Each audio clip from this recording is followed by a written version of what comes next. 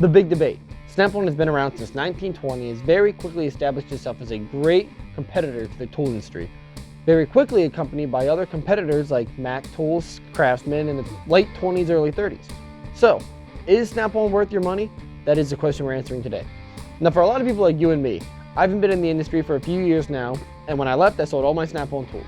Most of the reason for that is not working in the industry as much means I don't need to have as nice of tools. That said, when I worked in a shop, I worked as a mechanic for about 3 years at an independent shop. In that independent shop, we used a lot of Snap-on tools, mostly because they could get us out of almost every pickle, and there's certain things that Snap-on has that I do feel like other competitors don't have.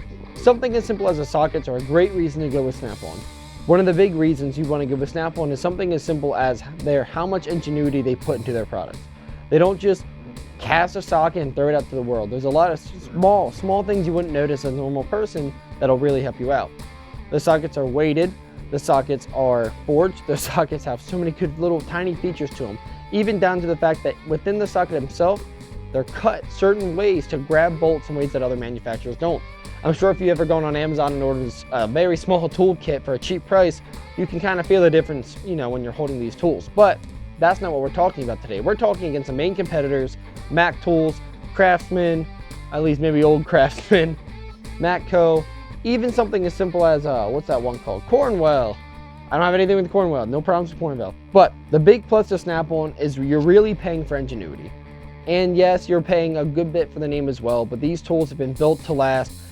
Even a Snap-on wrench, if you've ever broken a wrench before, I can almost guarantee you it wasn't a Snap-on wrench. Actually, I have broken a Snap-on wrench, but I was definitely using it improperly.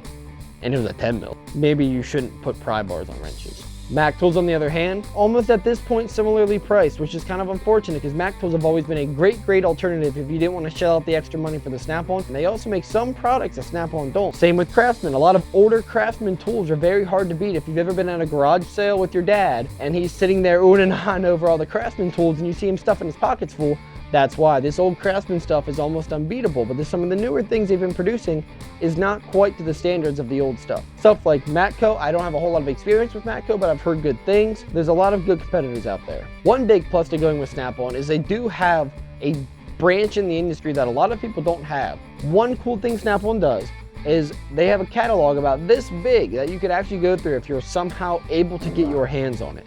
And in that catalog, you will be very shocked at the amount of things they have. You go through things like aviation, train stuff. They have sectors that I have not even realized you would need tools for. One really cool thing that Snap-on does is say you're 100 feet in the air working on power lines or towers. Power lines 100 feet in the air. Let's hope not. Say you're working on power lines or something like 100 feet in the air, towers, different types of buildings, materials, stuff like that.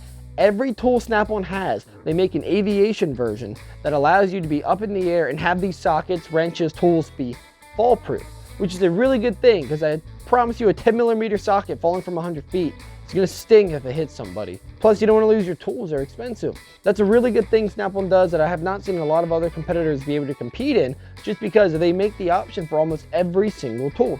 Another great thing about other competitors that Snap-on does not really have anymore is the warranties. Snap-on used to have a pretty incredible warranty that you just could not beat, but nowadays a lot of other tool manufacturers are up to par on their warranties.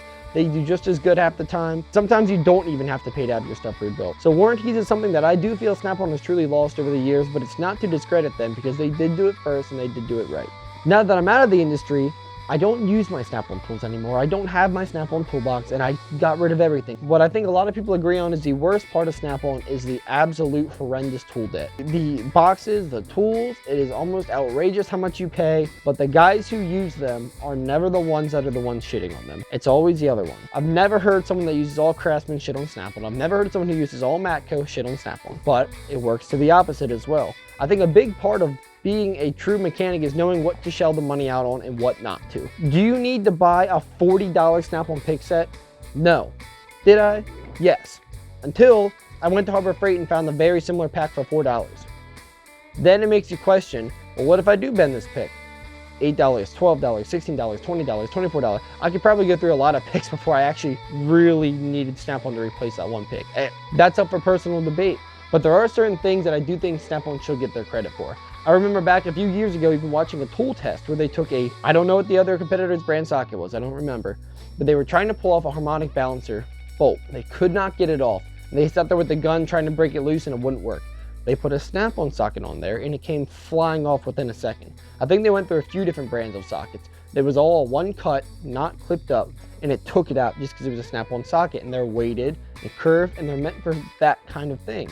Another cool thing, they're very strong. Now, I have blown some snap-on sockets apart, and of course the warranty always takes care of them, but there's certain things you just can't knock them for, and their tool quality is one of those things. Now, but some other things, say you buy a snap-on toolkit to pull fuel lines off. You might be crazy. I got a pack of these from Harbor Freight for maybe $8, and I've never had them not take the fuel line off.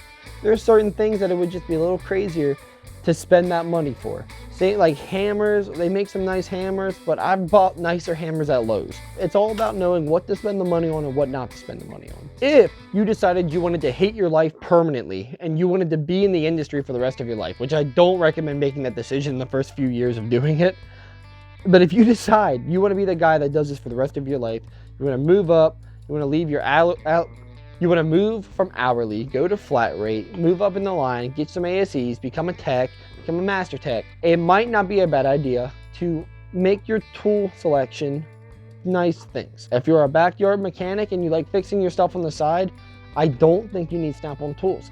I bought a set of DeWalt tools off Amazon. At the time, I bought it not on sale. It was like almost $300 for this set. Great set. The ratchets suck. Everything else is phenomenal. I haven't used any of the Allen heads or the Allen keys. No, I have not touched those. I don't trust those, but at least for the sockets I bought, they were pretty solid. I use that kit for almost everything I do. They're little chrome sockets and they work great. I've had these tools for a few years now. I keep them in the back of my car. I take them when I'm gonna wrench on something at someone else's house. I lend a hand. They're great tools, and it was $300 for what if I would have bought from Snap-on would have been thousands. That said, I don't work in the industry anymore, so that's a big difference in what we're talking about here. In my honest opinion, it comes down to, at the end of the day, what are you in the business for? Are you here to fix cars for the long haul? Are you here to tinker on some buddy stuff on the side? Or do you just want some stuff around the house? Really, if it's anything but option number A, I don't think you need Snap-on tools. Now, are they a bad thing to have around if you have the extra money to shell out for them? Absolutely, take them, buy them. They're great tools. But for the average everyday guy, you can probably get away with some cheap stuff, and knowing what to go cheap on makes a big difference as well. If you would like a video on that, feel free to drop it in the comments, and I'll make sure to get a video out for you on some of the things that I do still have that are Snap-on and some of the things that I do not. Obviously, I'm not sponsored by any of these companies. This is just my truthful, honest opinion on how I feel and what I've noticed in the industry and the time I was in it. Hope you guys liked the video. It was a short one, but I hope it was at least informative enough for you to make kind of a better decision on where you want to go with your tool life. Remember, tools add up quickly, and if you're a young guy, it's fun to have the brand name stuff, but sometimes saving up means more later than it does now. Any questions, leave them in the comments, and I hope you guys have a great rest of your day. Peace!